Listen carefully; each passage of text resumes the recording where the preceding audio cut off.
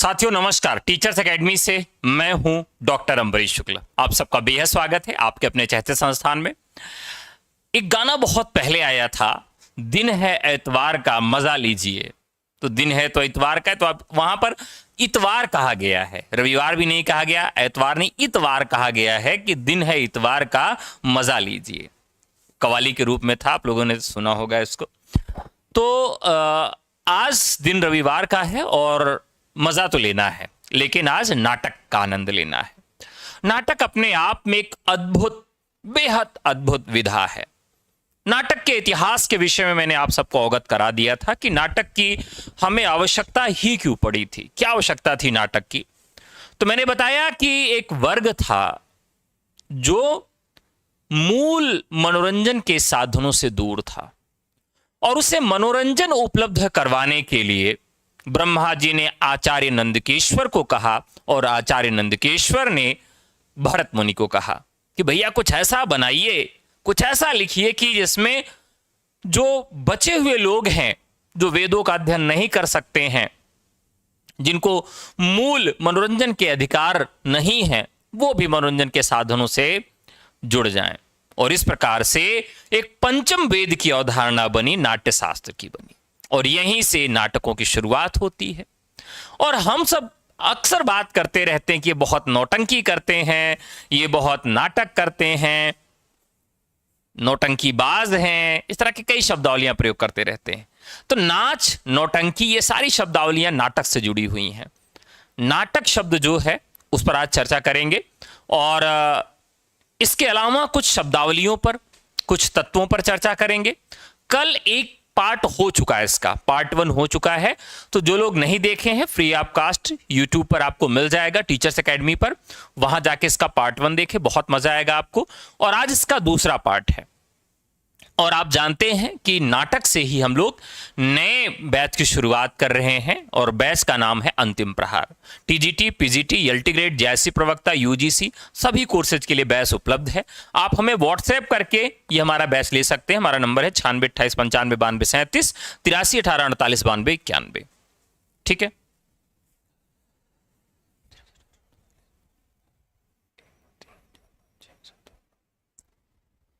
तो चलिए शुरू करते हैं। यहां पर ये नंबर थोड़ा सा गड़बड़ लिख गया है, तो 8318489291 नंबर है।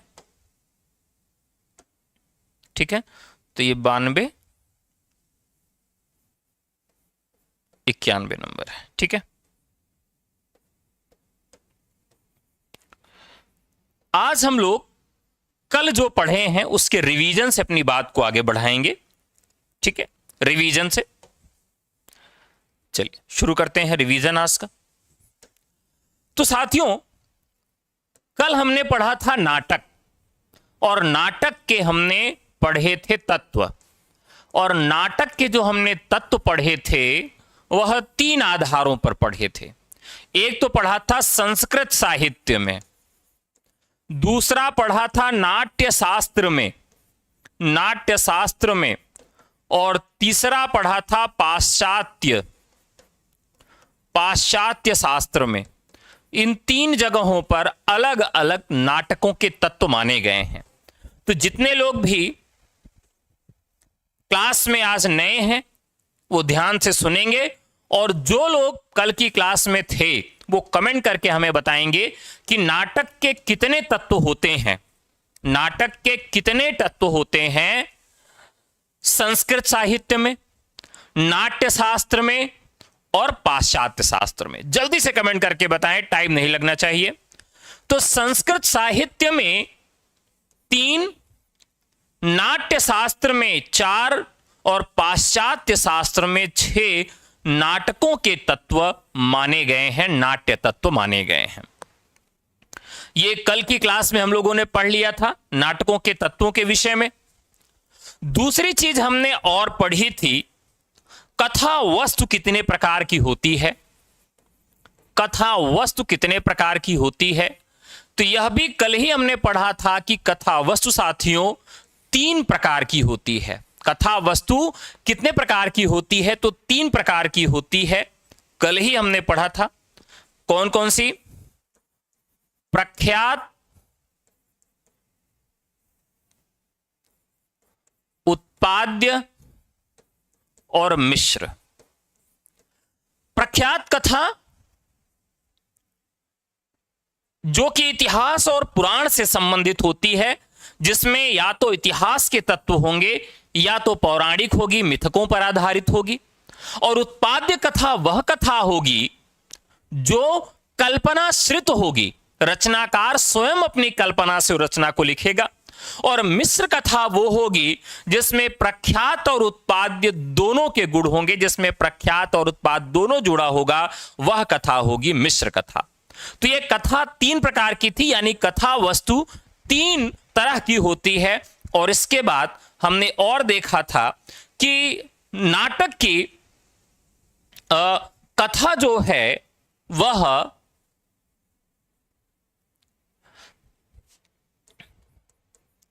नाटक की कथा के भाग, ठीक है। नाटक की कथा में मुख्यतः कितने भाग होते हैं, कल ये हम लोगों ने देख लिया था। तो 2 भाग होते हैं, एक तो होता है पताका और दूसरा होता है प्रकरी। ध्यान रखिएगा, पताका मतलब एक गाना बहुत पहले आया करता था, लहर लहर लहराई हो झंडा बजरंग बली का, सुना था आपने? तो वहां क्या था कि जो पताका की जैसे फहराता रहेगा, पताका के जैसे जो फहराता रहेगा शुरू से लेकर अंत तक, यानी जो कथा लंबी होगी और जो मुख्य कथा होगी वह होगी पताका। और प्रकरी जो गौण कथा होगी, जो छोटी कथा होगी, उसे हम कहेंगे प्रकरी। तो जरूर याद रखिएगा, जैसे रामचरितमानस में सुग्रीव की कथा थोड़ी सी है, या आप देखें सबरी की कथा बहुत थोड़ी सी है। तो जो छोटी छोटी कथाएं हैं जो बीच बीच में आकर जुड़ जाती हैं, उन्हें हम गौण कथा या प्रकरी कहते हैं। और मुख्य कथा वो है जो शुरू से लेकर अंत तक चलती है, जो लहर लहर लहराती रहती है, हमेशा शुरू से लेकर अंत तक रहती है, लंबी और मुख्य कथा होती है, उसे हम पताका कहते हैं। यह भी आपको याद हो गया। तो पताका याद हो गया, प्रकरी याद हो गया, नाटक के तत्व याद हो गया, वस्तु कितने प्रकार की होती यह आपको याद हो गया। अब बात करेंगे, कल जो पढ़ा था हमने कार्यावस्था, कार्यावस्था या कार्या व्यापार की, यह भी हम लोगों ने पढ़ा था कल ही कि कार्यावस्था और कार्या व्यापार कितने प्रकार का होता है। तो जल्दी से कमेंट करके बताएं। तो ये 5 प्रकार का होता है, ध्यान रखिएगा। कितने प्रकार का होता है? 5 प्रकार का। यानी कथा को सबसे पहले आप क्या करेंगे? सबसे पहले आप आरंभ करेंगे। आरंभ है प्रचंड, सबसे पहले हम आरंभ करेंगे। किसी भी काम का क्या करेंगे? आरंभ करते हैं। प्यार तो कहते एक उनका आया था रैप सॉन्ग, प्यार कर ना, चार्जर रख, मोबाइल फोन स्विच ऑफ कर, पानी रख, प्यार कर, हनी सिंह का गाना था। तो उसमें ऐसा लगता है कितना ये घर से जुड़ा हुआ व्यक्ति है, गृहस्थी का कितना ध्यान है, पापा को फोन कर, प्यार कर, मतलब हर चीज करने के बाद, खाना बना, चाय पी, प्यार कर, तो हर चीज के बाद प्यार कर का एक रिदम आ जाता था। तो यहां पर भी एक मतलब कोई भी काम आप शुरू करेंगे मतलब आरंभ करेंगे। तो नाटक जो होता है, सबसे पहले कोई काम जब आप शुरू करते हैं तो उसमें क्या होता है? आप सबसे पहले उस कार्य को आरंभ कर देते हैं। और इसी में क्या होता है कि हमें फल बोध की आकांक्षा हो जाती कि चलो भैया अब ये चीज हमको मिल जाएगा, अब हमें इस चीज की आकांक्षा हो गई है। अब जब हम कोई काम आरंभ कर देते हैं तो उसे प्राप्त करने के लिए, जो भी हमारा उद्देश्य है उसको प्राप्त करने के लिए हम क्या करते हैं साथियों? प्रयत्न करते हैं। तो सबसे पहले आपने अपनी टीजीटी पीजीटी की पढ़ाई शुरू कर दी, आरंभ कर दिया, फिर आपने प्रयत्न शुरू कर दिए कि भैया ये मिलेगा कैसे, तो आपने प्रयत्न किया, और प्रयत्न करने के बाद फिर क्या होता है, आपके अंदर प्रत्याशा आ गई, प्राप्ति करने की आशा आई कि चलो भैया अब यहां पर हो सकता है हो जाए। लेकिन इसमें विघ्न भी सामने आया। क्या विघ्न सामने आया कि यार रटने वाली चीजें हिंदी में बहुत ज्यादा हैं, अच्छी किताबों की कमी है, अच्छे टीचर नहीं है, तो समस्याएं और समाधान दोनों मिले। तो आपने आरंभ किया, फिर आपने प्रयत्न शुरू किया, फिर थोड़ी सी आशा जगी, लेकिन थोड़ी थोड़ी समस्याएं भी आपके सामने आती गई। अब फिर क्या होता है, नियति आपके साथ हो गई, नियताप्ति। नियति यहां पर इसका अर्थ नहीं है, लेकिन नियताप्ति अगर देखेंगे तो नियताप्ति का मतलब होता है कि जितने भी विघ्न थे वो सब दूर हो गए। अब यह निश्चित हो गया कि आपको अध्यापक बनने से कोई नहीं रोक सकता है, यह नियति ने भी मान लिया। तो आपने आरंभ किया पढ़ाई, प्रयत्न किया, फिर यहां पर थोड़ी सी आशा जगी और फिर एकदम निश्चित हो गया कि आपको नौकरी मिल जाएगी। और फिर सबसे अंत में क्या हो गया साथियों, फलागम हो गया और अंत में निश्चित हो गया, फल का आगमन हो गया और आपको नौकरी मिल गई। तो इसी तरह से नाटक के परिप्रेक्ष्य में यह है कि आप नाटक में उद्देश्य खोजते हैं, फिर उसको लेकर प्रयत्न करते हैं, फिर जो उसमें संकट होते हैं उसको ध्यान में रखते हुए उसके लिए उपाय करते हैं, और फिर अंत में निष्कंटक होकर आपको निश्चित हो जाता है कि आप जो नाटक का उद्देश्य वहां तक पहुंच जाएंगे, और सबसे अंत में आपको फलागम हो जाता है, नाटक के उद्देश्य तक आप पहुंच जाते हैं। क्लियर हो गया? मेरा लाइव क्लास का टाइम रात को 9 बजे है, ठीक है, लेकिन आज संडे है तो हमने कहा कि आप लोगों से संडे को थोड़ा सा पहले मुलाकात कर लिया जाए। ठीक, क्लियर है? अब ये कार्यावस्था और यह कार्य व्यापार हो गया साथियों। अब हमने कल बात किया था अर्थ प्रकृतियों की। किसकी बात किया था?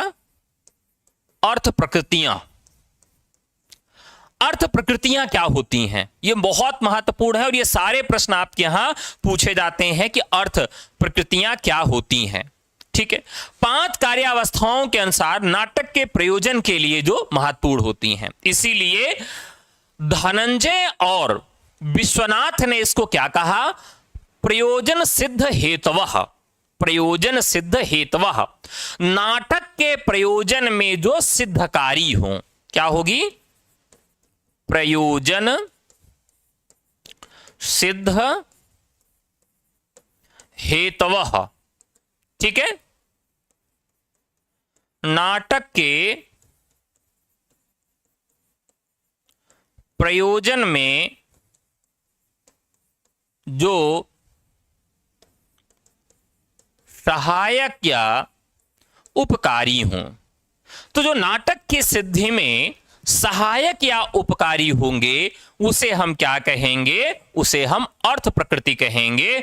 और प्रयोजन सिद्ध हेतुः किसने कहा है? एक तो आपके धनंजय साहब ने कहा है और दूसरा आपके विश्वनाथ ने कहा है।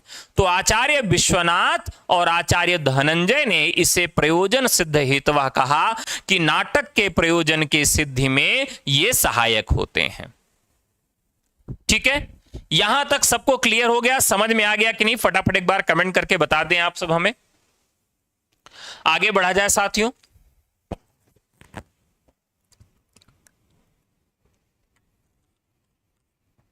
चलिए, तो मीरा जी आ गई हैं, अपना चैनल आ गए हैं, छाया, राज साहू। चलिए, सबका स्वागत है, बने रहिए, आगे बढ़ते हैं। तो प्रयोजन में जो सिद्धि के लिए है, प्रयोजन के लिए जो महत्वपूर्ण है, जो प्रयोजन की सिद्धि में सहायक हैं, वो से लिए कहा गया। अब सबसे पहले हमारा जो है वह है बीज। कल मैंने 5 के नाम लिखा दिए थे, बीज, बिंदु, पताका, प्रकरी और कार्य। ये हमने कल ही बता दिया था। आज सबसे पहले जानेंगे कि ये बीज है क्या।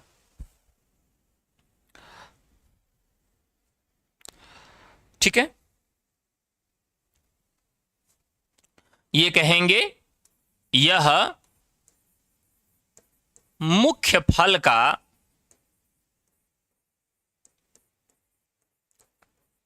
हेतु है। मुख्य फल का हेतु है। अब देखिए, आप कुछ ना कुछ फल की प्राप्ति चाहते हैं, कुछ ना कुछ। जब नाटक आप खेलते हैं तो एक उद्देश्य आपके मन में होता है, एक फल की आश होती है कि हम नाटक को कहां तक पहुंचाना चाहते हैं और नाटक का उद्देश्य कहां पर पूर्ण होगा, यह हमारे दिमाग में होता है। तो यही है अर्थ प्रकृतियां। अर्थ प्रकृति में जो सबसे पहले अर्थ प्रकृति होती है उसे हम क्या कहते हैं? उसे कहते हैं बीज। ठीक है, तो बीज जो है किस प्रकार का होता है? तो बीज जो होता है वृक्ष की बीज की तरह अंकुरित होकर वृक्ष के बीज की तरह अंकुरित होकर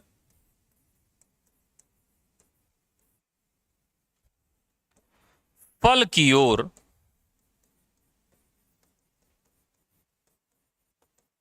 अग्रसरित होता है।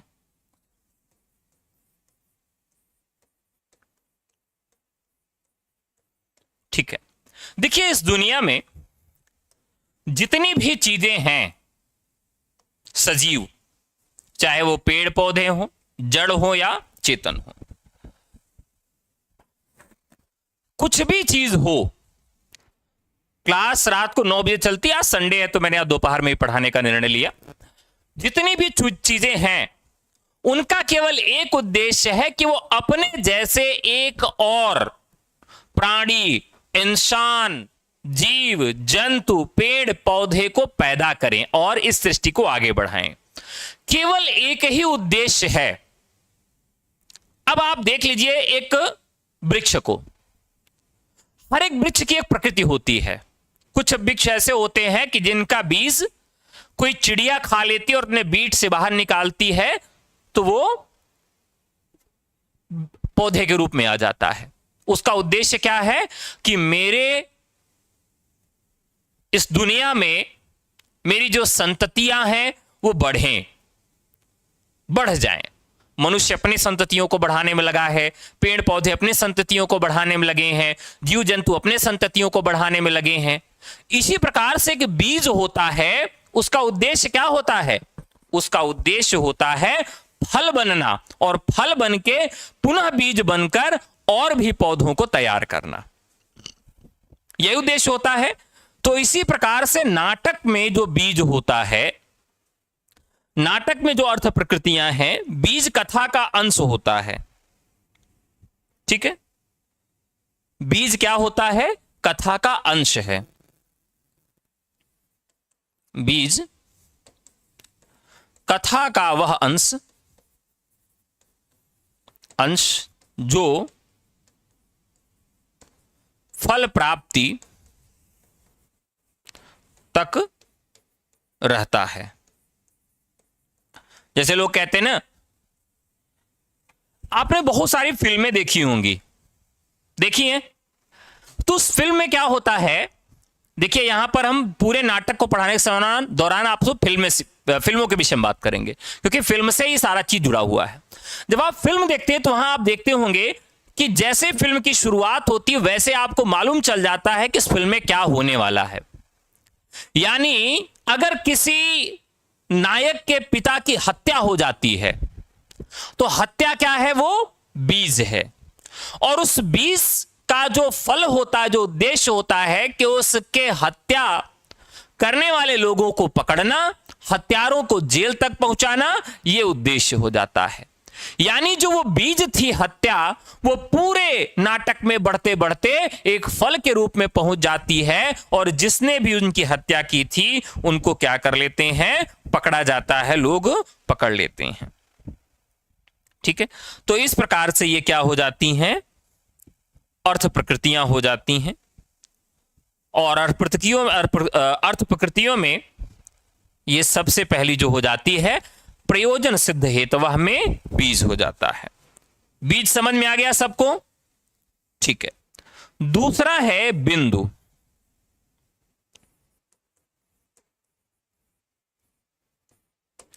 दूसरा क्या है साथियों?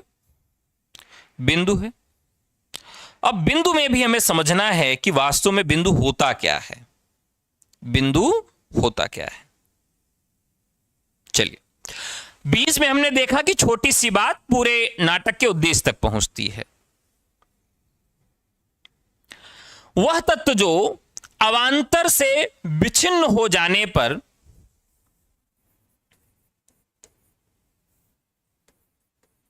वह तत्व जो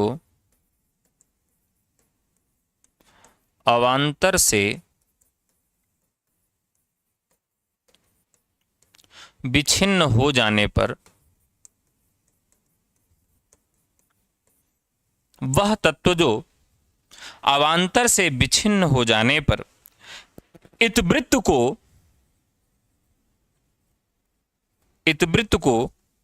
जोड़ता है।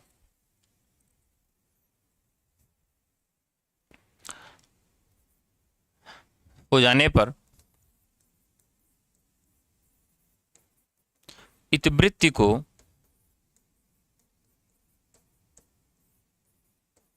जोड़ता है। अब यहां आपको एक चीज नहीं समझ में आ रहा होगा कि अवांतर है क्या, या अवांतर हम किसे कह सकते हैं। कथा वस्तु को प्रधान फल की ओर अग्रसर करने वाला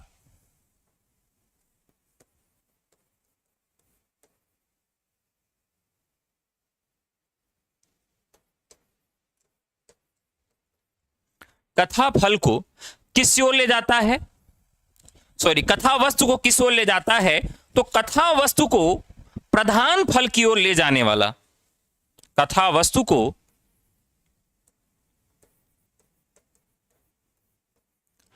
प्रधान फल की ओर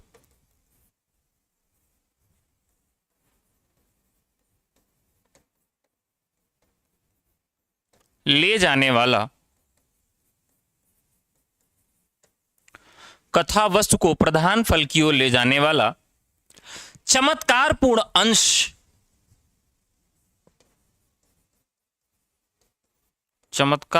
अंश क्या है, बिंदु कहलाता है।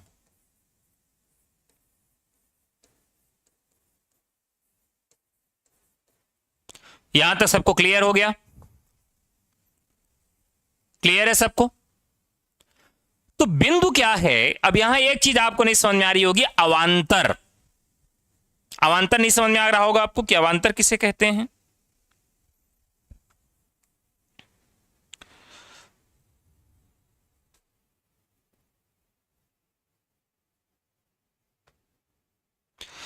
अवांतर का मतलब होता है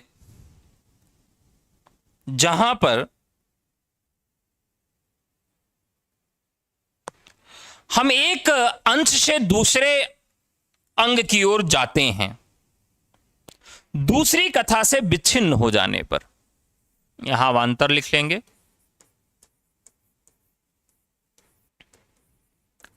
दूसरी कथा से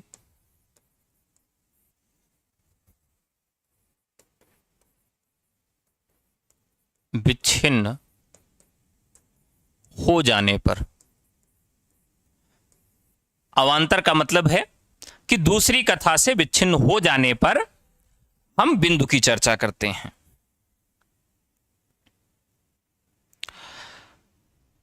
तो सबसे पहले हमने बीज पढ़ा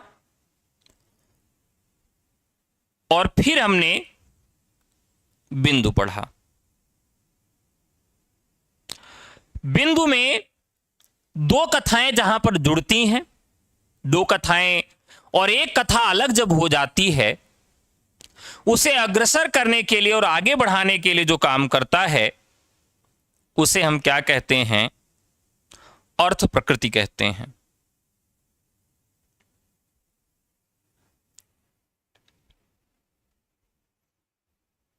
ठीक है, तो दूसरी हो गई आपकी बिंदु। पहला क्या था हमारा? बीज था। अब हम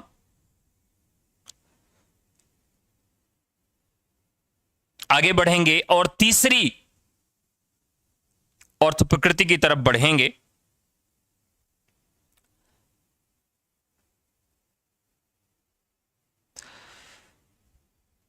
कुछ और उदाहरणों से आपको मैं स्पष्ट करूंगा कि और चीजें आपके लिए आसान हो जाएं।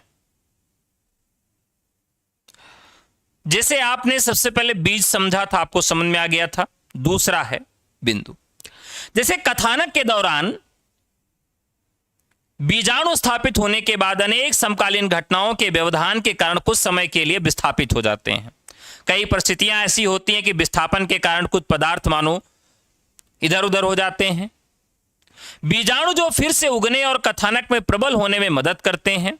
नाटक में किसी चेतना तत्व, किसी पात्र की क्रिया के कारण होने वाली इस अचानक गिरावट को बिंदु कहते हैं। एक परिभाषा आप है नाटक के मुख्य उद्देश्य को फिर से शुरू करने का कारण। मान लीजिए आपने नाटक शुरू किया, नाटक शुरू करने के बाद एक समय ऐसा लगता है कि नाटक अपने उद्देश्य से अलग जा रहा है। नाटक का जो उद्देश्य था वो अलग हो जा रहा है। तो नाटक जब अपने उद्देश्य से, अपनी कथा से अवांतर हो जाए, अलग हो जाए, विच्छिन्न हो जाए, उसको पुनः अपने कथा भूमि पर लाने का काम जो करता है वह बिंदु लाता है। लोग कहते नहीं, अरे यार बिंदु पर आओ, बिंदु पर फोकस करो। किस बिंदु पर बोलना है आपको मालूम है? अरे उसी बिंदु पर आओ, लोग कहते हैं ना बार बार। तो नाटक का जो उद्देश्य है वो अपने बिंदु से हटने न पाए, अपने बिंदु पर पुनः आ जाए। अगर कहीं भी कथा में कसावट नहीं आ रही है और वो अपने उद्देश्य की तरफ नहीं आगे बढ़ रहा है तो उसे अपने बिंदु की तरफ खींच कर लाने वाले को बिंदु कहा जाता है।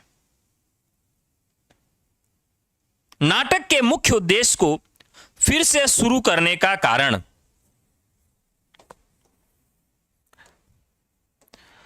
नाटक के उद्देश्य को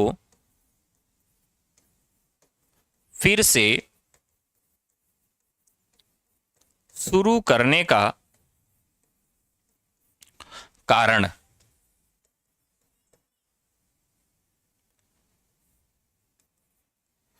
ये क्या है? तो ये कथन है साथियों भरत मुनि का।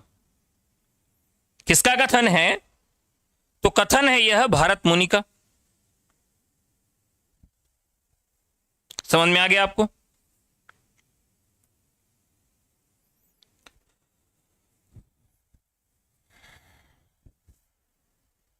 आगे बढ़ा जाए।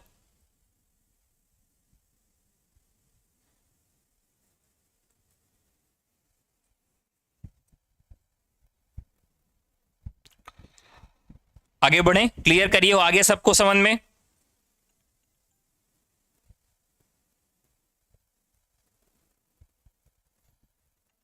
आगे बढ़ा जाए, चलिए, वेरी गुड। तो ये दूसरा आपके समझ में आ गया। अब हम तीसरे पे बढ़ेंगे जिसे कहा जाता है बीज बिंदु के बाद पताका।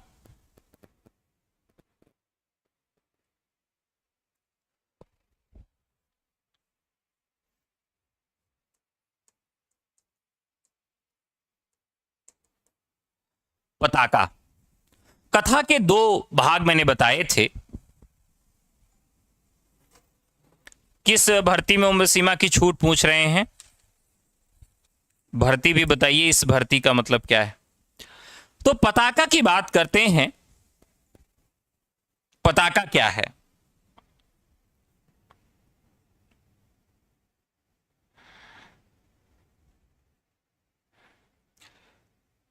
पताका और चौथा जो है वो है प्रकरी। पताका और प्रकरी की चर्चा हम लोग पहले ही कर चुके हैं। पताका क्या है? तो मुख्य कथा जो शुरू से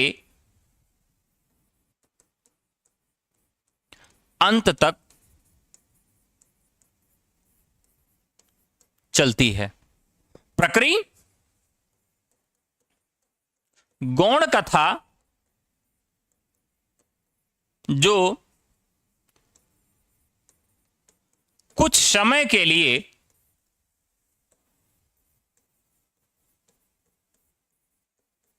होती है। समझ में आ गया? हम लोग क्लास जब शुरू किए थे उसी समय मैंने आपको बता दिया था हाँ, छूट रहेगी, जितनी छूट है उतनी ही रहेगी, कोई अभी एज में समस्या नहीं है आगे वाली वैकेंसियों में। यहां तक क्लियर है सबका? तो पताका और प्रक्रिया हम लोग पहले ही कर चुके थे। और सबसे अंत में हमारा आता है कार्य। तो बीज हमने देख लिया। बीज, कथा का बीज जो है, जो विकसित होकर फल की ओर बढ़ता है। बिंदु, अगर आप अपने उद्देश्य से हट गए हैं तो बिंदु आपको पुनः उस उद्देश्य की ओर लाता है। पताका, जो कि मुख्य कथा होती है, शुरू से लेकर अंत तक होती है। प्रकरी, जो कि गौड़ कथा होती है, बीच में ही समाप्त हो जाती है। और सबसे अंत में है कार्य। सबसे अंत में क्या है? कार्य है। तो नायक के जीवन के प्रमुख लक्ष्यों के साधनों का वर्णन कराना।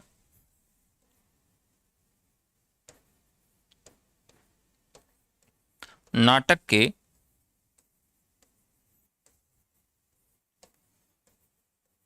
प्रमुख लक्ष्यों का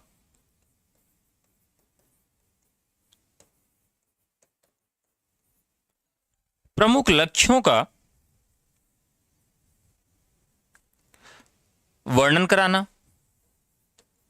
अर्थात जो नाटक के उद्देश्य का वर्णन करता है। जो नाटक के उद्देश्य का वर्णन करता है, जिसकी प्राप्ति से क्रिया समाप्त होती है, जिसकी प्राप्ति से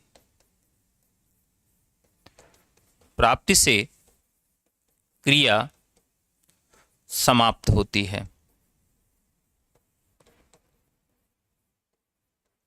ठीक है, अब यहां तक आपको क्लियर हो गया होगा, कोई कंफ्यूजन नहीं होगा। बस इसको याद रखना है। कैसे याद रखेंगे उसका भी एक ट्रिक देख लेते हैं। इनका क्रम भी आपसे पूछा जा सकता है। बीज, बिंदु, पताका,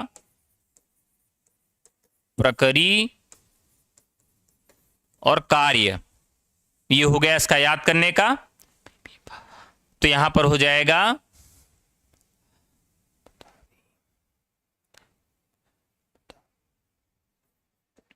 बीबी पता, बीबी पता,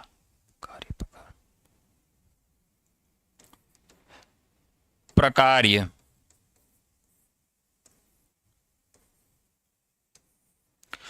किसी ने कहा कि अपने बीबी का पता बताइए कहां रहती है, तो उसने कहा कि बीबी का पता प्रकार्य है। पता नहीं कितने प्रकार का होता है। ऑफिस का पता, घर का पता, ब्यूटी पार्लर का पता, मायके का पता, ससुराल का पता, कार्यस्थल का पता। तो बीबी पता प्रकार्य। किसका पता है? बीबी का पता। वो कई प्रकार का है, प्रकार्य। इस तरह से याद रखेंगे, बीबी पता प्रकार्य। ये क्या है? अर्थ प्रकृतियां हैं। क्या है ये? अर्थ प्रकृतियां हैं। और इसको हमने क्यों पढ़ा? प्रयोजन सिद्ध हेतवा, नाटक के प्रयोजन में ये साथ देती हैं। गांव का क्या अर्थ होता है? ये कौन सा क्वेश्चन है सर? इसमें क्वेश्चन कैसे बनेगा? इसीलिए मैं आप सबको कहता हूं कि प्यारे, प्रीवियस ईयर क्वेश्चन पेपर देख लिया करिए। नहीं देखते हैं, चलिए बता देता हूं। एक तो ये पूछ लेगा कि इनमें से कौन पताका है, पताका का अर्थ क्या होता है, प्रकरी का अर्थ क्या होता है, इनमें से कौन अर्थ प्रकृतियां हैं, इनमें से कौन कार्यावस्थाएं हैं। कार्यावस्थाओं को क्रम में लगाइए। इनमें से कौन अर्थ प्रकृतियां नहीं हैं, अर्थ प्रकृतियों का क्या कार्य होता है, अर्थ प्रकृतियां किससे संबंधित हैं। बस इसी तरह का प्रश्न बनता है। ठीक है, ये आप सबको समझ में आ गया। अब आगे बढ़ते हैं संधियों की तरफ। इन सब की संख्या कितनी है? 5 ही है संधियां। ये सारे प्रश्न आपके यहां पूछे गए हैं। अगर आप ईमानदारी से प्रीवियस ईयर क्वेश्चन पेपर उठा के देख लें तो आपको मिल जाएगा कि ये सारे प्रश्न परीक्षाओं में पूछे गए हैं। मैं कुछ भी नया नहीं पढ़ा रहा हूं, मैं सारी चीजें वही पढ़ा रहा हूं जो परीक्षाओं में आ चुकी हैं। तो मैं बार बार आप सबको यही सलाह देता हूं कि प्यारे, आप जो जरूर पढ़िए, जो चीजें सिलेबस में है, कम से कम प्रीवियस ईयर क्वेश्चन पेपर आप जरूर पढ़ के रखिए, जिससे समस्या आपको कभी नहीं आएगी।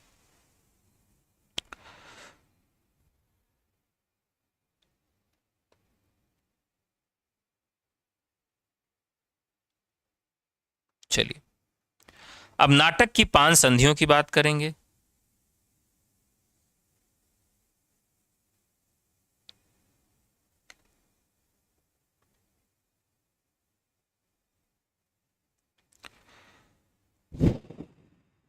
चलिए, तो सबसे पहले जब हम 5 संधियों की बात करते हैं तो ये क्या होती हैं 5 संधियां? अभी तक हमने क्या पढ़ा था? कार्यावस्था पढ़ा था,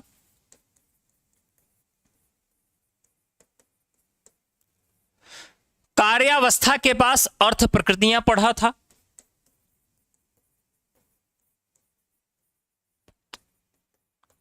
बस।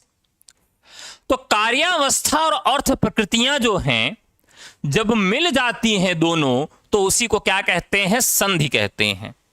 किसके किसके बीच की संधि है?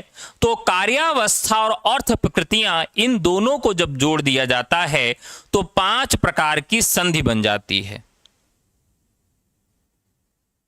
ठीक है, समझ में आ गया?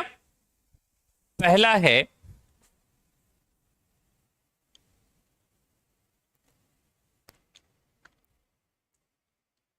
मुख, प्रतिमुख, गर्भ, विमर्श और निर्वहन।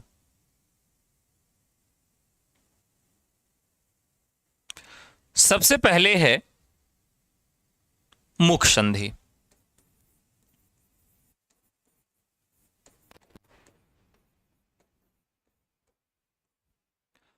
अब यहां क्या प्रश्न पूछा जाएगा कि किसको किसको जोड़ने से, किसको किसको मिलाने से मुख संधि का जन्म होता है, और मुख संधि है क्या?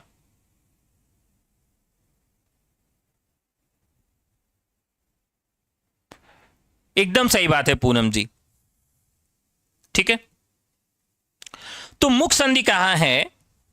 अनेक अर्थों एवं अनेक रसों के सूचक बीज की उत्पत्ति प्रारंभ नामक अवस्था से युक्त होती, उसे मुख संधि कहते हैं। मुख्य होने के कारण इस संधि का नाम मुख रखा गया है।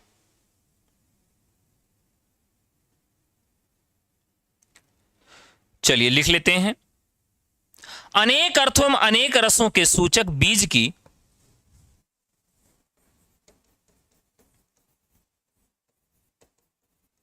अनेक अर्थों एवं अनेक रसों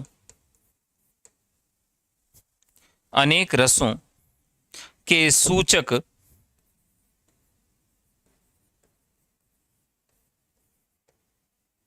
बीज की उत्पत्ति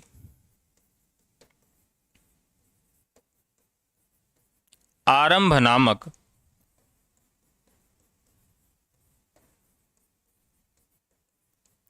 अवस्था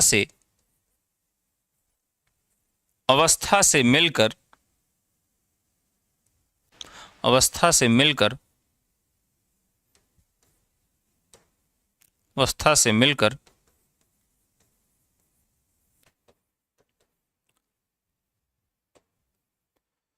मुख संधि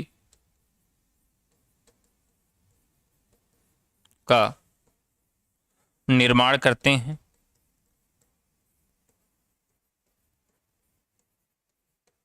चलिए, अब हमने देखा था कि सबसे पहले अर्थ प्रकृति कौन थी और सबसे पहले कार्यावस्था कौन सी थी। तो सबसे पहले कार्यावस्था हमारी कौन सी थी? आरंभ है प्रचंड। और सबसे पहले अर्थ प्रकृति कौन सी थी? बीज थी।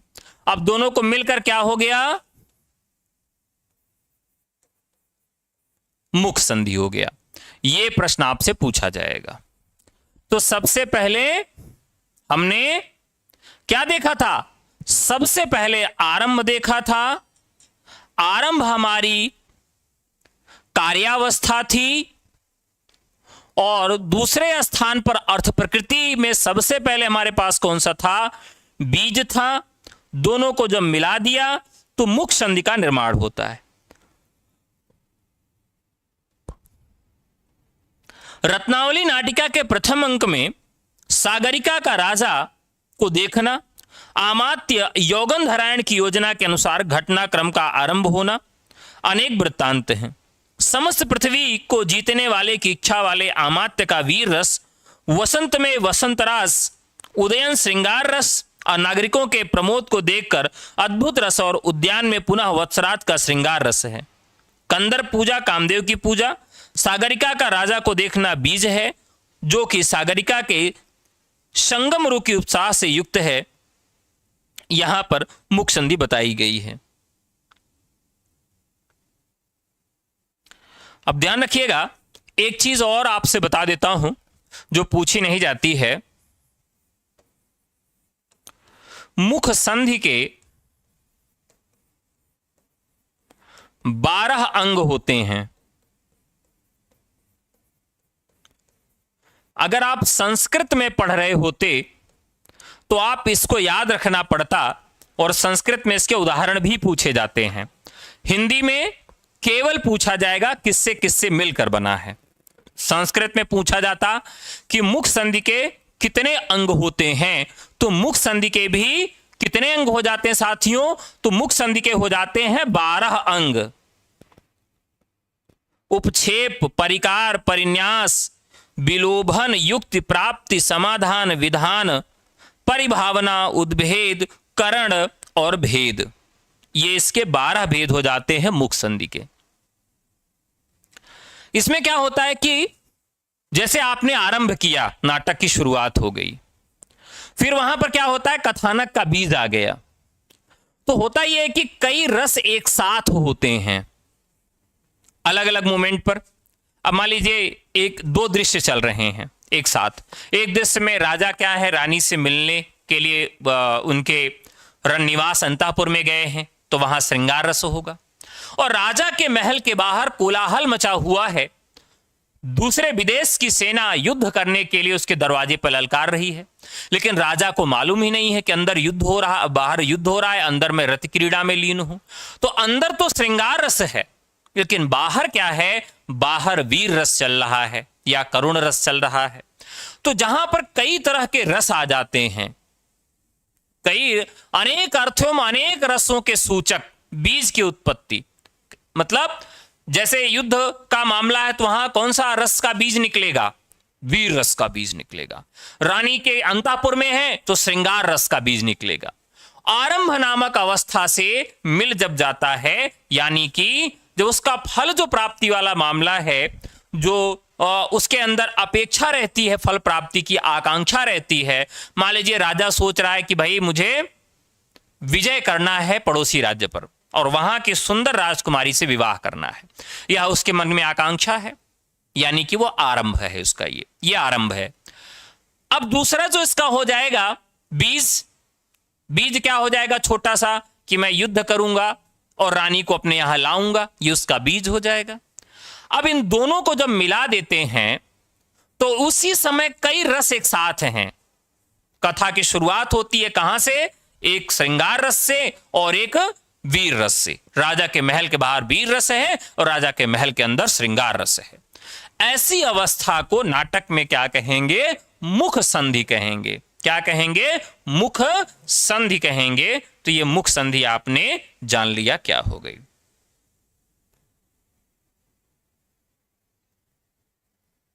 परीक्षा में आपके केवल कितना पूछा जाएगा? कि मुख का निर्माण किससे होता है, तो आप बताएंगे आरंभ और बीज से मिलकर मुख का निर्माण होता है। यह आपके स्तर का प्रश्न है। आगे बढ़ें। दूसरा आपका है प्रतिमुख। प्रतिमुख संधि। प्रतिमुख का मतलब क्या होता है? बीज के बाद क्या था? बिंदु, और बिंदु के बाद आरंभ के बाद क्या आया था? प्रयत्न आया था। यही याद आया था। तो आरंभ के बाद क्या था? प्रयत्न था, प्रयत्न, और बीज के बाद क्या था? बिंदु था। बस। तो इसका निर्माण किससे हुआ है? प्रयत्न और बिंदु के मिलने से इसका निर्माण हो गया है। अभी अभी हम लोगों ने पांचों को याद किया था। याद किया था ना? याद किया था। क्या याद किया था? फिर से यहां पर मैं लिख देता हूं, आपको याद रहेगा। आरंभ, प्रयत्न, बताइए प्रयत्न के बाद क्या हम लोगों ने पढ़ा था? प्रयत्न करेगा तो कोई क्या मिलेगा? नियताप्ति,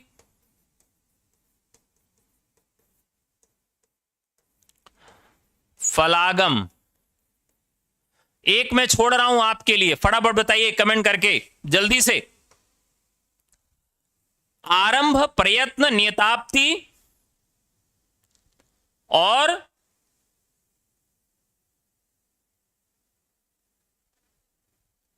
भाई जब तक आप कमेंट नहीं करेंगे मजा नहीं आएगा। ऐसे पढ़ाई नहीं होती। थोड़ा तो आपको याद रखना पड़ेगा। आज ही मैंने आपको बताया है शुरू में ही। अगर मैं इसको पूरा बैक कर दूं तो आज ही मैंने आपको बताया है। थोड़ा तो आपको ध्यान में रखना ही पड़ेगा। ये देखिए, ये बताया था ना, आरंभ, प्रयत्न, प्रत्याशा, नियताप्ति और फलागम, यही बताया था। और यही मैं आपसे पूछ भी रहा हूं ना। तो यहां क्या हो जाएगा? प्रत्याशा हो जाएगा। ये 5 हो गए, और 5 ही हमारे पास अर्थ प्रकृतियां भी हैं। क्या थी? बीज, बिंदु, पताका, प्रकरी और कार्य। अब जब इनको हम जोड़ देंगे, इन दोनों को जब हम जोड़ देंगे तो क्या बन जाएगा? संधि बन जाएगी। आरंभ को इससे जोड़ेंगे, इसको इससे जोड़ेंगे, इसको इससे, इसको इससे, इसको इससे जोड़ देंगे, और फिर क्या हो जाएगा? सबकी अपनी अपनी संधियों का निर्माण हो जाएगा। बस यही आपके परीक्षा में पूछा जाता है। ये बहुत आसान है। ये आपने 5 याद कर लिया, ये 5 आपने याद कर लिया, इनको सामने सामने जोड़ दिया, और इनको जोड़ने के बाद जो आता है वही हमारी क्या हो जाएंगी? संधियां हो जाएंगी। ठीक है। मुख, प्रतिमुख, गर्भ, मुख, प्रतिमुख, गर्भ, निर्वहण। कोई है कंफ्यूजन इसमें? कोई समस्या है? बताइए। जो ना समझ में आ रहा हो फिर से मैं बता दूंगा।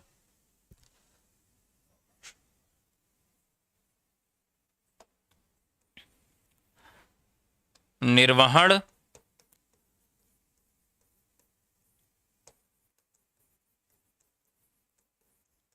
ओमर्श। ठीक है।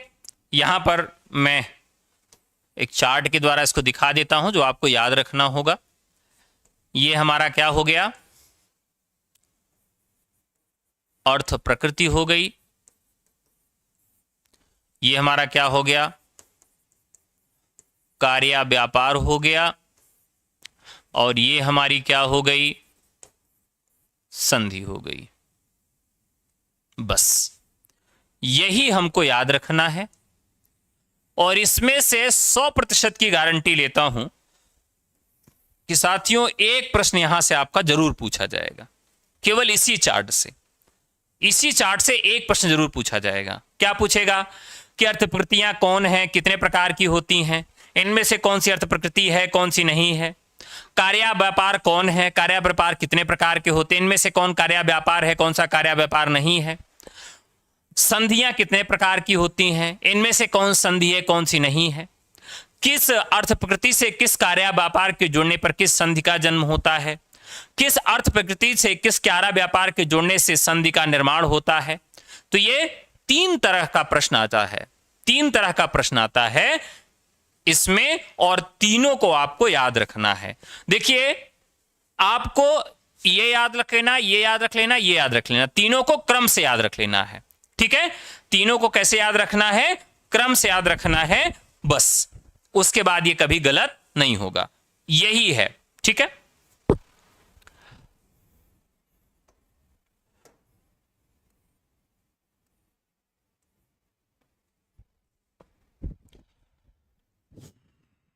ठीक है, चलिए अब यहां पर हम संधियों की बात कर रहे थे, तो इसे पढ़ लेते हैं अब।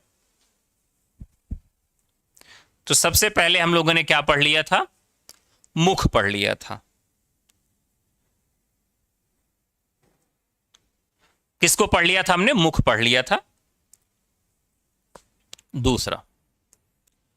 दूसरा जो संधि है, दूसरा जो जोड़ है, उसे क्या कहते हैं, प्रतिमुख कहते हैं।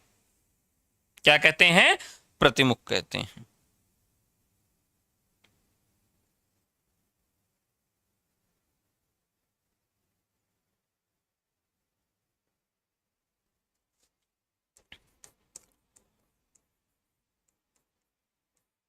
प्रतिमुख का क्या तात्पर्य होता है। मुख तो हमने देख लिया था, यहां प्रतिमुख देखना है कि प्रतिमुख का क्या मतलब होता है। फल प्रधान उपाय का कुछ लक्ष्य और कुछ अलक्ष्य उद्भेद हो, उसे प्रतिमुख संधि कहते हैं।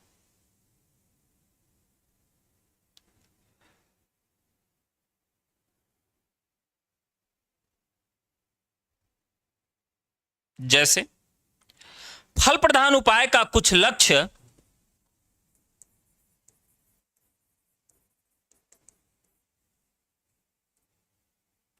फल, अब देखिए फल जो प्राप्त होता है हमें नाटक में प्राप्त होता है। फल प्रधान उपाय का कुछ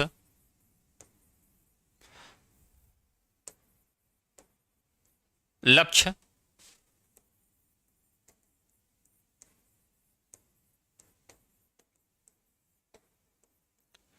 कुछ अलक्ष्य उद्भेद हो,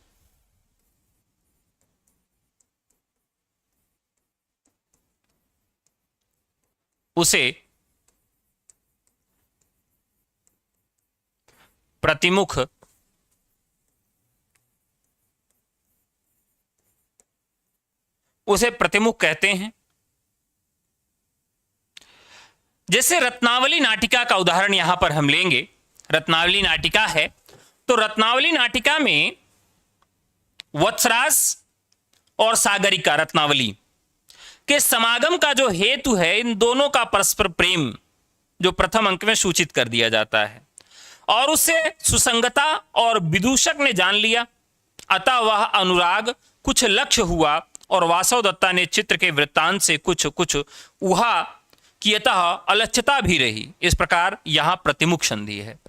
यानी कि अगर हम पहले अंक में जान गए कि किसी के बीच में प्रेम है, लेकिन ये चुपके से मालूम चला, तो स्पष्ट रूप से तो उसे नहीं कह सकते हैं कि नहीं, मैं एकदम कंफर्म कह सकता हूं कि सागरिका और वत्सराज या किसी नायक और नायिका के बीच में प्रेम है। लेकिन विदूषक क्या करता है, बहाने बहाने से वो उसको सबके सामने लाता रहता है। क्यों लाता रहता है? क्योंकि उसको मालूम रहता है कि प्रतिमुख का निर्माण किससे किससे हुआ है। आरंभ के बाद दूसरा था प्रयत्न, और प्रयत्न किससे मिला था?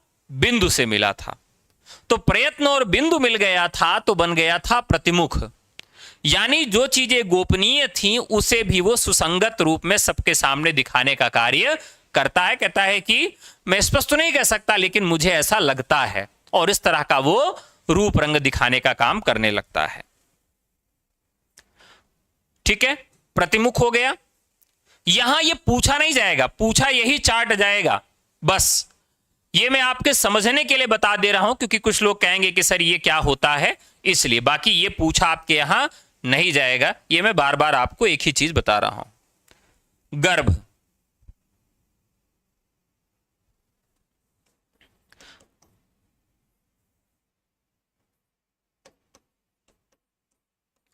गर्भ संधि है।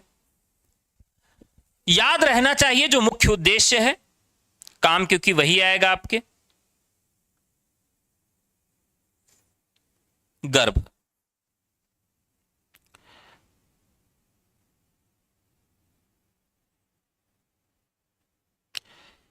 गर्भ का मतलब होता है बीज का दबाना और उसकी खोज। इसमें फल छिपा होता है, जिसमें फल छिपा हो उसे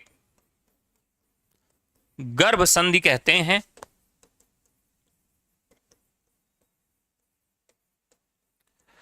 और यहां आपसे फिर वही पूछा जाएगा कि गर्भ संधि का निर्माण किसको किसको मिलाकर हुआ है। गर्भ संधि का निर्माण किसको किसको मिलाकर हुआ है, तो आप बताएंगे कि प्रत्याशा और पताका को मिलाकर हुआ है। औमर्श संधि,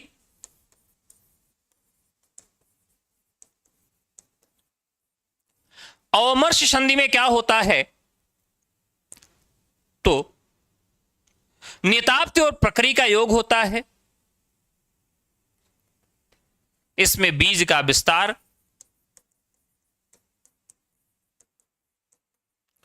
बीज का विस्तार,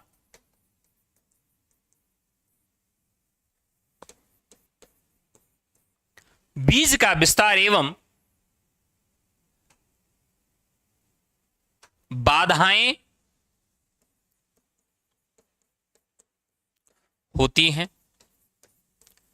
यहां भी वही प्रश्न पूछा जाएगा कि औमर्श संधि किससे किससे मिलकर बनी है। और पांचवा आ जाता है निर्वहन।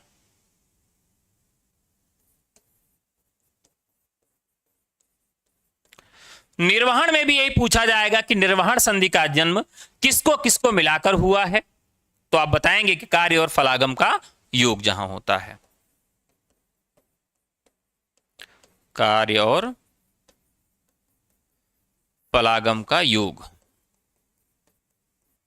बस ये भी आपका टॉपिक पूरा हुआ।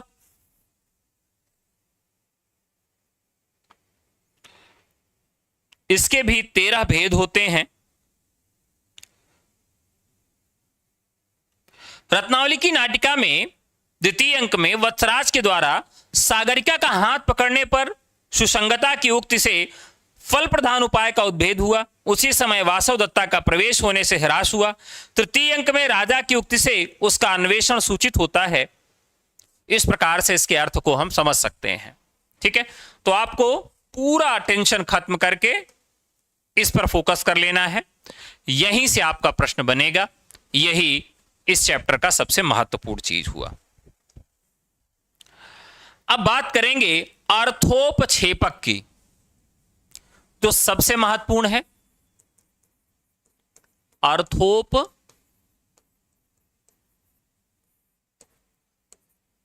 की, ठीक है, शुरू करें। अर्थोपक्षेपक, अर्थोपक्षेपक जो होता है, क्षेपक जो होता है, यह भी 5 प्रकार का होता है। कितने प्रकार का होता है? तो अर्थोपक्षेपक भी 5 प्रकार का होता है। ठीक है, कौन कौन सा? विस्कंभक, प्रवेशक, चूलिका, अंकस्य, अंकावतार। ये मोस्ट इंपॉर्टेंट है। ये पूछा ही पूछा जाता है, तो इसको आप बहुत ध्यान से समझिएगा और इसको मैं याद भी करवा दूंगा आपको। चलिए सबसे पहले लेते हैं विस्कंभक। आपसे पूछा जाएगा कि विस्कंभक क्या होता है।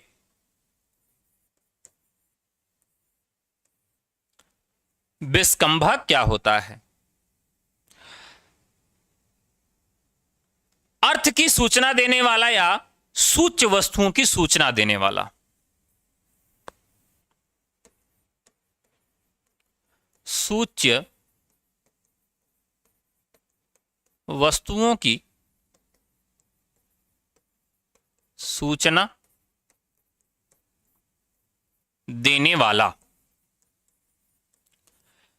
जैसे आप कभी नाटक देखने जाइए, तो नाटक जब हम देखने जाते हैं तो हम कुछ ना कुछ चीज की सूचना पाते हैं। कोई आया, जैसे आप पहले राजा कोई आ रहा है, ठीक है, नाटक में प्रवेश हो रहा है, अगर ये न बुलाया जाए कि महाराजा धीराज रावण पधार रहे हैं, लंका नरेश पधार रहे हैं, अगर ऐसा न कहा जाए तो जनता कैसे समझेगी कि रावण आ रहा है? लोग को इसको सीरियस ही नहीं लेंगे ना। मतलब जैसे एंट्री जिसकी होती है, अगर इस तरह से ना पुकारा जाए क्या होगा? अब जैसे मान लीजिए फूफा जीजा का बड़ा महत्व होता है ससुराल में, तो अब फूफा जीजा आ गए, कोई कह ही नहीं रहा है, तो किसी ने कहा अरे अरे जीजा आ गए, जीजा आ गए, हाँ जीजू आ गए, जीजू आ गए। अब एकदम सब एकदम परेशान हो गए, बैठिए बैठिए बैठिए, ऐसे करिए, आइए आइए आइए आइए। अब उनका भौकाल बन गया, कोई कुछ नहीं बोल रहा है। जैसे दामाद भी 5 प्रकार के होते हैं, दमाद, दमदवा, दमदम, दमदुल्ली। कभी मौका मिलेगा तो बताऊंगा, अलग अलग कैटेगरी है इनकी, 4 ही। तो दमदुल्ली का कोई महत्व ही नहीं रहता है, कब आ रहे हैं कब जा रहे हैं कोई मतलब नहीं है। दमाद का बड़ा स्वभाव अच्छा होता है और उनका सम्मान भी बड़ा होता है। तो यहां वही है कि नाटक में कौन आ रहा है, किसके बाद क्या होगा, इस पूरी चीज की जब सूचना दी जाती है, उसी सूचना को ही क्या कहा जाता है? अर्थोपक्षेपक कहा जाता है। और पहले से ही सूचना दे दी जाती है, तब जो दर्शक होते हैं वो क्या होते हैं? उसको लेकर बड़े सीरियस होते हैं, उसी तरह से देखते हैं। और किसी ने आके पहले बता दिया कि लंकेश आ रहे हैं, लंकेश आ रहे हैं, तो लोगों ने बता दिया कि बहुत खतरनाक है, बहुत डरावना है, हर बात पे हंस के बात करता है, तो लोग उसी दृष्टिकोण से उसको देखेंगे। और अगर नहीं हुआ तब फिर समस्या है। तो यहां पर यही मामला है कि अर्थोपक्षेपक का मतलब होता है कि नाटक में सूच्य वस्तुओं की सूचना देने वाला, कि जो चीजें सूचना देने वाली हैं वही है आपका अर्थोपक्षेपक। पहला है विस्कंभक।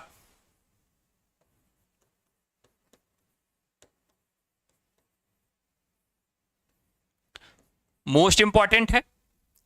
विस्कंभक में क्या होता है? विस्कंभक में क्या होता है? घटना के 2 उप प्रधान पात्रों के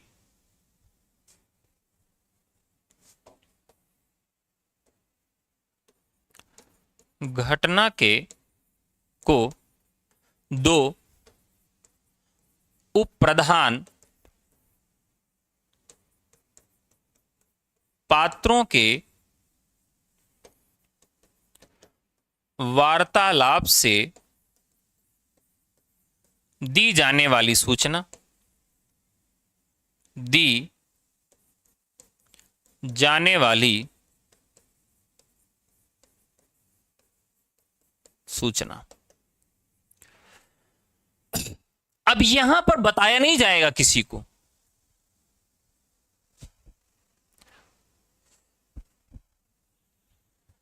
कोई भी सूचना आपको पहले से अलग से नहीं दी जाएगी।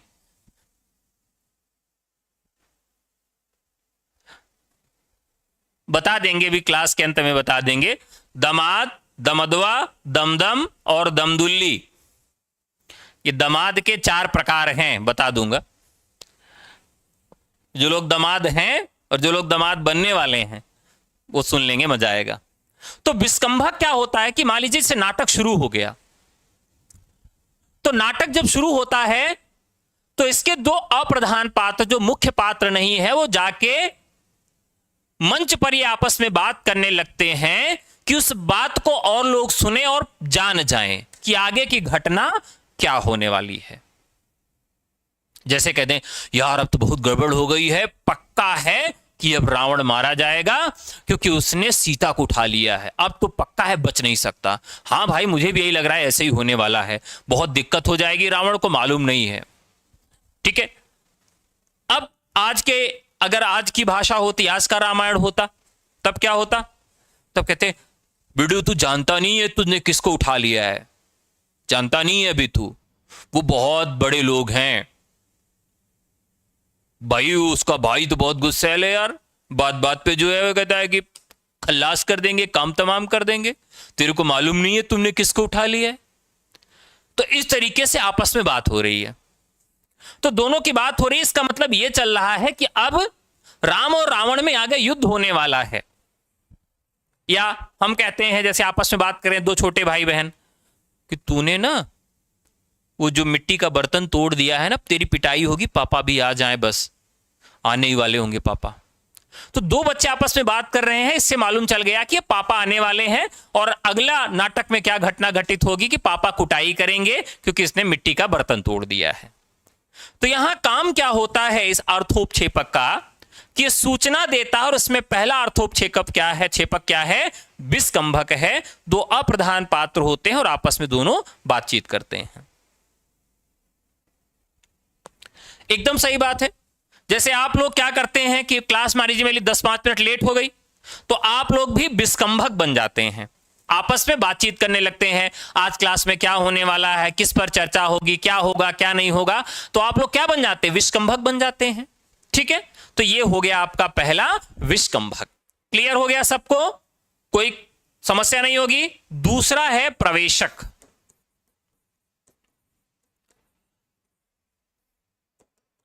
दूसरा क्या है साथियों, प्रवेशक है।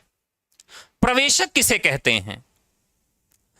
अप्रधान पात्र के प्रवेश से 2 अंकों के बीच दी जाने वाली कथा की सूचना। अप्रधान पात्र के द्वारा 2 अंकों के बीच की कथा की सूचना, यह प्रवेशक होता है।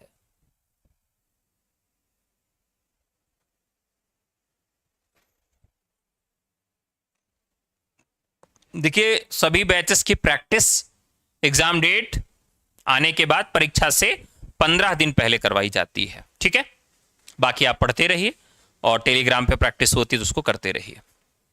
प्रवेशक, प्रवेशक क्या होगा? आया, कहा यार पहले अंक में तो आपने देखा ना, नायक के और नायिका के मिलन विलन के चक्कर में नायक बहुत पिटा है। अब दूसरे अंक में नायक का पिता आने वाला है। पहले अंक में तो नायिका का भाई आया था और वो नायक को पीट के गया है। दूसरे अंक में नायक का पिता आने वाला है। अब दूसरे अंक में मजा आएगा जब नायिका का भाई और नायक का पिता आमने सामने होंगे। देखते हैं क्या होता है। चलिए मिलते हैं ब्रेक के बाद। होता है ऐसा कि जहां पहला अंक समाप्त हुआ तो उसकी कथा का सार और दूसरे अंक में क्या हो सकता है, उसकी शुरुआत कहां से होगी, दोनों की कथा का मेल कराते हुए एक व्यक्ति आता है और पूरी सूचना देकर चला जाता है। उसे क्या कहते हैं? प्रवेशक कहते हैं। 2 अंकों के बीच में जो भी कथा की सूचना होती है वो देता है। ठीक है। तीसरा,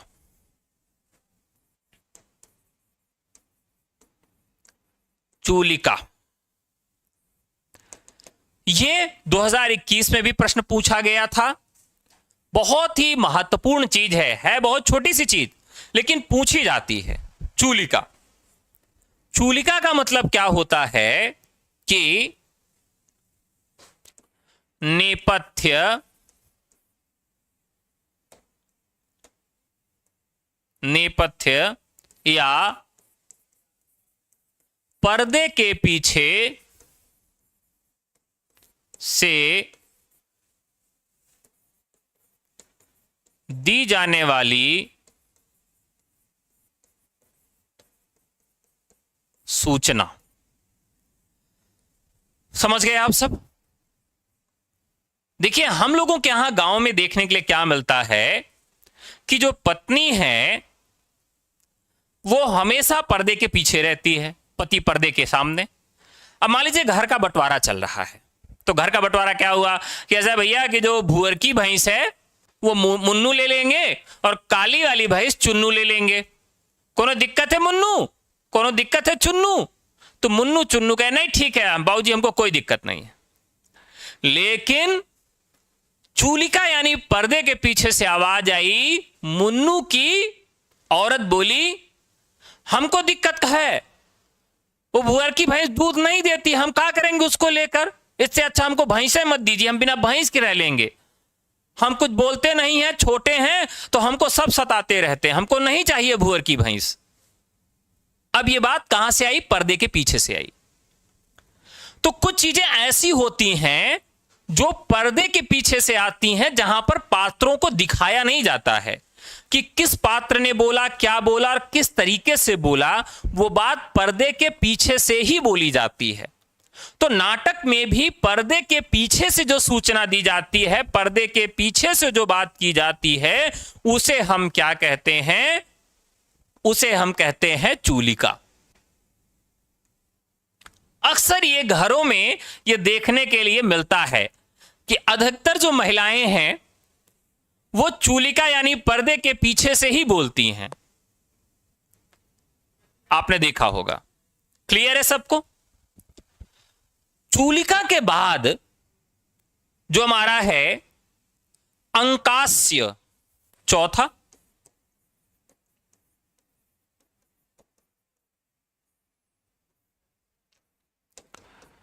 अंकास्य। अंकास्य क्या है? अंकास्य का मतलब होता है अंक समाप्ति के बाद दूसरे अंक के शुभारंभ होने की सूचना। अंक के समाप्त होने के बाद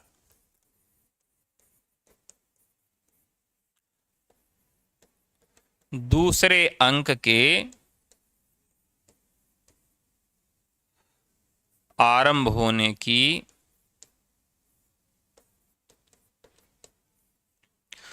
की सूचना। यानी कि बताएंगे कि साथियों पहला अंक समाप्त हो चुका है, अब आपके सामने प्रस्तुत है द्वितीय अंक। आनंद लीजिए। धन्यवाद, नमस्कार। तो एक अंक समाप्त हो जाता है और दूसरा अंक जहां से शुरू होता है, पहले अंक की समाप्ति और दूसरे अंक के शुभारंभ के लिए अंकास्य का प्रयोग किया जाता है। ठीक है? क्लियर है? अंकास्य के बाद होता है अंकावतार, पांचवा।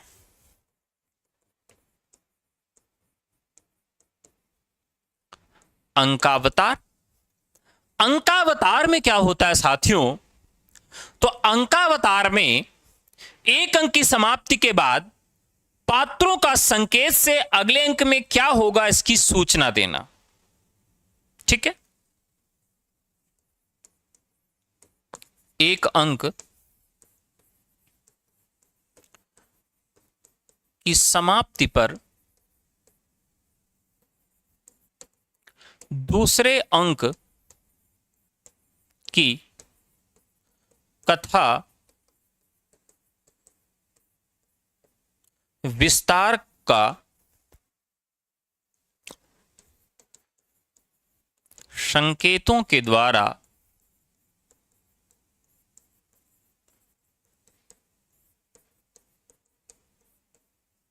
सूचना देना। क्लियर है साथियों? क्या मामला है अंकावतार का? दरअसल पहले में जो समाप्त हुआ और दूसरे में होने क्या वाला है, दूसरे में क्या होने वाला है? इसको इशारे इशारे में ही पूरा बता दिया जाता है, इशारे इशारे में बता देंगे। जैसे आप कोई सास बहू वाला सीरियल देखते होंगे तो क्या होता है कि जब ब्रेक आने वाला होता है तो ब्रेक से पहले बताते हैं कि अगले एपिसोड में क्या होगा, जिससे आपका इंटरेस्ट बना रहे। तो बहुत सारी महिलाओं, स्त्रियों, बहनों को मैं देखता हूं कि वो लोग बहुत कंसर्न रहते हैं। आप देखना, वो आ गया है, साहिल आ गया है, अब अगले अंक में दिखाएगा, बहुत गुस्से में है, पकड़ी गई थी ना वो पड़ोसी के साथ में, साहिल आ गया है। बस इतना ही दिखाएं कि साहिल जैसे घुसा है वो उसके साथ बैठ के हंस रही थी, बहुत बवाल होगा पक्का है। अगले अंक में दिखाएगा कि साहिल आ गया है, क्या होने वाला है। तो आप देखे होंगे किस तरह नाटकों में दिखाते हैं कि अगले एपिसोड में क्या होगा, लेकिन यहां नाटक में क्या दिखाते हैं, नाटक में पात्र ही इशारे इशारे में संकेत कर देते हैं कि अगले नाटक में, अगले अंक में इस नाटक के क्या घटनाएं घटित होने वाली हैं। ये बात वहां पर बता दी जाती है। इसी को क्या कहते हैं साथियों, अंकावतार कहते हैं। विस्कंभक घटनाओं के दो उपप्रधान पात्रों के वार्तालाप के द्वारा दी जाने वाली सूचना। प्रवेशक अप्रधान पात्र से प्रवेश के दो अंकों के बीच दी जाने वाली सूचना। चूलिका पर्दे के पीछे से दी जाने वाली सूचना। अंकाश्य अंक के समाप्ति के बाद दूसरे अंक के शुभारंभ होने की सूचना। अंकावतार एक अंक की समाप्ति के बाद पात्रों का संकेत के द्वारा अगले अंक में क्या होगा इसकी सूचना देना। तो यह आपके अर्थोपक्षेपक होते हैं और इनकी भी संख्या क्या होती है, 5 होती है। ठीक है, अब बात करेंगे जो सबसे महत्वपूर्ण भाग है पात्र की। देखिए साथियों, पात्र बहुत महत्वपूर्ण है और पात्र उतना ही ज्यादा इंटरेस्टिंग है, मजेदार है, उतनी ही ज्यादा मजेदार है ये। ठीक है, तो हम पात्रों में जब चलते हैं तो यहां पर एक तो नायक को जानते हैं और एक नायिका को जानते हैं। नायक में ये जो सह नायक होता है, सह अभिनेता होता है, इसका भी प्रकार हम देखते हैं। और यहां नायिका की जो सखियां होती हैं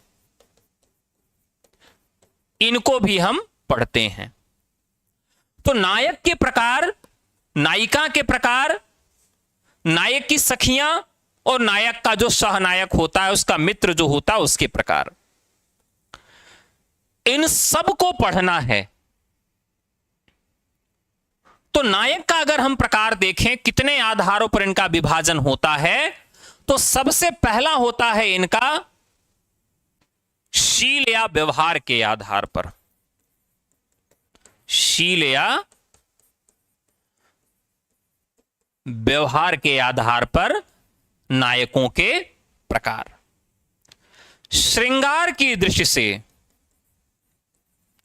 श्रृंगार की दृष्टि से नायकों के प्रकार। धर्म के आधार पर, धर्म के आधार पर नायक के प्रकार। अब देखिए, मैं ये जब सब कुछ पढ़ा लेता हूं नायक और नायिका वाला, तो आपसे पूछता हूं कि आप बताइए आप किस प्रकार के नायक हैं और किस प्रकार की नायिका हैं। जैसे धर्म के आधार पर मैं नायक पढ़ाता हूं तो बताता हूं पति, उपपति और वैश्विक। पति, उपपति और वैश्विक, ये होते हैं धर्म के आधार पर नायकों के प्रकार। इसके अलावा कुछ और नायक हमको पढ़ने होते हैं, सब परीक्षा के लिए महत्वपूर्ण हैं। जैसे मानी, मानी नायक किसे कहते हैं, मानी नायक किसे कहते हैं। वचन चतुर नायक किसे कहते हैं, वचन चतुर नायक किसे कहते हैं। क्रिया चतुर और प्रोषित नायक, क्रिया चतुर और प्रोषित नायक। प्रोषित नायक। तो इतने तो हमें कैटेगरियां किसमें पढ़नी है साथियों? नायक में पढ़नी है। और भी हैं, कुछ और भी हैं। नायक के शखा, विदूषक, पीठमर्द, चेटक और विट। पीठ मर्द, विदूषक, चेटक और विट। यहां से भी प्रश्न पूछा जाता है कि पीठमर्द क्या है, विदूषक क्या है, चेटक क्या है, विट क्या है। और फिर यहां पर आगे बढ़ते हैं नायिकाओं के प्रकार। तो यह पूरी क्लास नायक और नायिकाओं वाली अलग से पढ़ाई जाएगी। एक क्लास में पूरे नायक पढ़ाए जाएंगे और एक क्लास में पूरी नायिकाएं पढ़ाई जाएंगी। नायिकाएं में बहुत सारे प्रकार हैं, एकदम मजेदार प्रकार हैं। आप अपना भी प्रकार उसी में ढूंढ सकते हैं कि मैं किस प्रकार का नायक हूं और मैं किस प्रकार की नायिका हूं। एकदम से आप देख लेंगे, ठीक है। और फिर इसके बाद हम पढ़ेंगे रूपक के भेद, जो सबसे ज्यादा महत्वपूर्ण है। दो भेद हो जाते हैं, नाटक के भेद पढ़ेंगे, रूपक और उपरूपक। बहुत ही महत्वपूर्ण, बहुत ही इंटरेस्टिंग, मजेदार टॉपिक है आगे वाले, तो उसको जरूर पढ़िएगा। आप अगर हमारे अंतिम प्रहार बैच से जुड़ना चाहते हैं तो व्हाट्सएप करके आप हमसे सीधे जुड़ सकते हैं। हमारा नंबर है 9628 95 92 37। तो साथियों, आज की कक्षा आपको कैसी लगी? फीडबैक जरूर दीजिएगा। अच्छी लगी हो तो लाइक करिएगा, बहुत अच्छी लगी हो तो कमेंट करिएगा। और फिर आप सबसे मुलाकात होगी नेक्स्ट एपिसोड में। तब तक के लिए नमस्कार, जय हिंद, धन्यवाद।